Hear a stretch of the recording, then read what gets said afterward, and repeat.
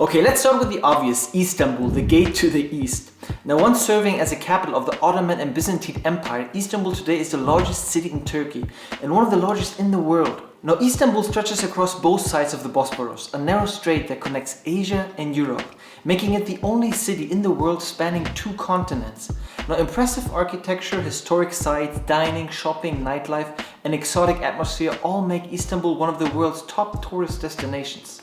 The Old City is where most of the city's impressive historic sites are found, which include the Hagia Sophia, Blue Mosque, and Topkapi Palace. Beyoğlu and Galata are popular zones for nightlife and entertainment, while the Bosporus area is home to beautiful places, waterfront mansions, and urban parks. So you see, it doesn't get boring. Something not to be missed is the Grand Bazaar, one of the world's oldest and largest covered markets. Now, visiting a Turkish bath is also a great way to experience the local culture. The nightlife scene in Istanbul leaves all your wishes fulfilled, with numerous restaurants, pubs, and nightclubs to suit every budget and preference. You can tell I do love Istanbul. Ephesus, one of Europe's best preserved classical metropolis, is an ancient site located in Aegean Turkey. By the 1st century BC, Ephesus was one of the largest cities in all of the Roman Empire, boasting one of the 7 wonders of the ancient world, the Temple of Artemis. Unfortunately, it's destroyed, but the ruins of Ephesus are well preserved and contained within a large archaeological site, making it one of Turkey's most popular tourist attractions. Now, Ephesus was declared a Roman settlement in 133 BC, although it did not reach its peak until some 200 years later. At one point, when the city was the capital, Ephesus housed more than 250,000 permanent residents, which is huge at that time. And also St. Paul, you know, the St. Paul who carried on the church after Jesus went to heaven. Anyways, this St. Paul lived in Ephesus as well. At least that's what they say. And as with everything, Ephesus came to an end with the decline of the harbor and the sacking of the city by German Gothics in the 3rd century. Germans. No trip to Ephesus would be completed without seeing the famed Library of Celsus. Built in 123 AD, the library was once one of the largest libraries in the ancient world, coming in 3rd after the libraries of Alexandria and Pergamon. Now, the library has been restored, making it easier to see its 2-story design, its column, and its capitals. So Ephesus is destroyed, so where do you stay? Well, just 2 miles from Ephesus is the town of Selçuk, where many visitors choose to spend time before or after exploring the ruins of Ephesus. And you can take minibuses that take you from the center to Ephesus.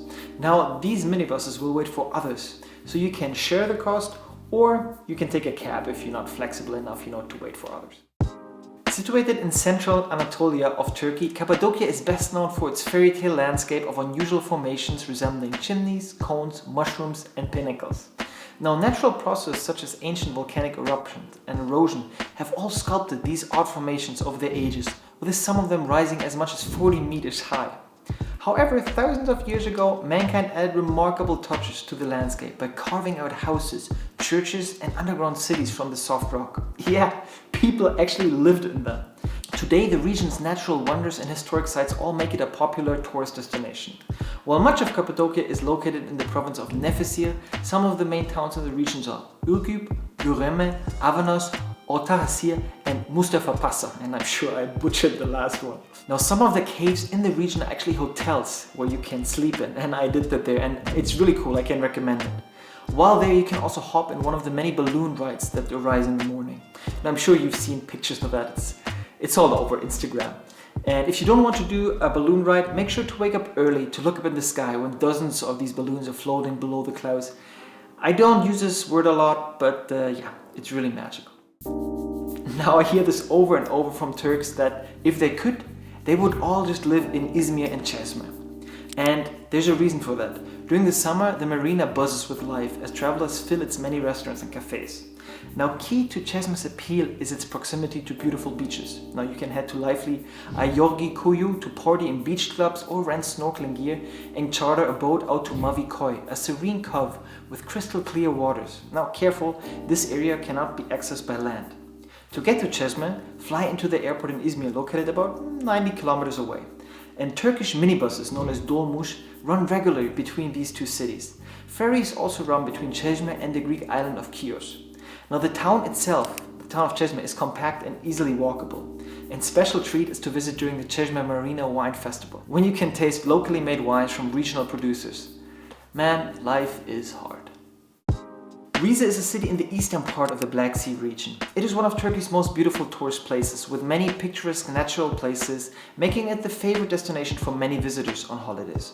Now, the Greeks inhabited the city in the past and called it the beauty of the mountains, thanks to its beautiful snow-covered mountains and green trees. Check it out, it really lives up to its name. Now, the mineral springs that have cascaded down the hillside for thousands of years have created this extraordinary site, Pamukkale, which means cotton castle. Now, the spectacle gets busy with tourists. I'm sure you've seen pictures of it, but often overlooked are the ancient ruins of the Greco-Roman spa town Hierapolis, built at the very top of the site. So make sure to check it out when you're there. Here you can bathe in Cleopatra's very own hot bath, once covered by the Roman temple of Apollo. The columns now line the water and the pool is flanked with flowers. Now, I recommend you to be there early, as tourists will flock to this place, and it's just more magical without many people. Again, the word magical. Now, regarding your stay, you can come here from Denizli, which is just a short bus ride away, or you stay in the town directly. Just don't stay longer than 2 nights, as there is not much else to do besides, a lot of Chinese restaurants. The Doğu Express, also called Doğu Expressi, from Ankara to Kars, is the longest train journey in Turkey. It takes 24 hours and is among the world's most epic train rides in Europe, with some of the most spectacular landscapes. It's also the best and cheapest way to reach the desolate but beautiful northeastern Anatolia. The train stops in Kars, and this could be the end of your journey or the start of a new adventure. Now, Kars itself is a nice city with the Kars Castle and the nearby Ani ruins. In recent years, the Doğu Express has become so popular that since May 2019 there's a Doğu Express for tourists. So this train leaves 3 times a week and takes over 30 hours, but has planned stops with really exciting excursions. And don't worry, there is sleeping cabins, so you can get some good night rest while being on the tracks. Nestled along the beautiful Turkish Riviera on the Mediterranean coastline, Antalya is a large, vibrant city, welcoming tourists with numerous resorts, hotels, bars, and restaurants. Spectacular scenery frames the city with gorgeous beaches and lush green mountains dotted with ancient ruins. Now, from swimming and sailing to mountain climbing, sightseeing, and family fun, Antalya offers something for everyone. Now, Antalya, as beautiful as it is and how much I love it, it can get very touristy, especially during summer, so just bear that in mind. The summit of Mount Nemrut is home to one of Turkey's most iconic sites.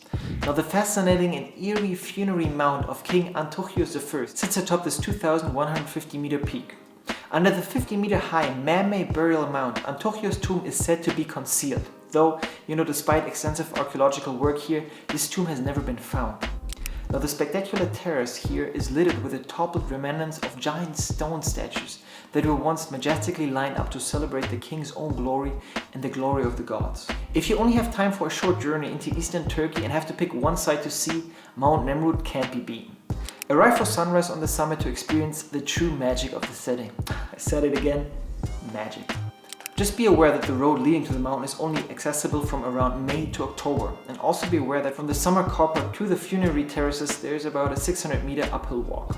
Ölü Deniz, which literally means Dead Sea, due to its very calm waters, even during storms, but officially the English translation is Blue Lagoon, and this is a place of turquoise water and white sand. It literally looks like you're in the Maldives. Overhead, the skies are full of paragliders, which is super popular here, so if you dare, I only recommend it. Okay, I know we only said 10, but here's a bonus tip, number 11, Salda Lake. This is a slightly salty lake surrounded by forest-covered hills. Firstly, Salda is the cleanest lake of Turkey. Its water is so clear that its color is turquoise, and like the color of the water, its sand competes with the Maldives because it is so white, kinda like me, because I just can't get a tan. Second and last bonus tip, number 12, Gaziantep, or how the locals call it, Antep, is one of the biggest cities in the southern eastern Anatolia region of Turkey. With over 2 million inhabitants, 4 universities, historical heritages, and of course unique cuisine, Gaziantep is one of the most popular places in southern eastern Anatolia. Now, Antep is known for its cuisine that is heavily influenced by its southern neighbors. The city is renowned for its local variety of kebab, the Antep kebab. Make sure you enter a place that is crowded and order an ayran with your kebab, and you just can't get wrong. As a center of a large pistachio-grown region, you can find many stores selling its local product, the pistachio of Antep. Let's just say it like this, you could eat anything in Antep and it would be fantastic. Don't miss out on these crucial tips when it comes to visiting Turkey. Besides, I'm sure you will have a fantastic time.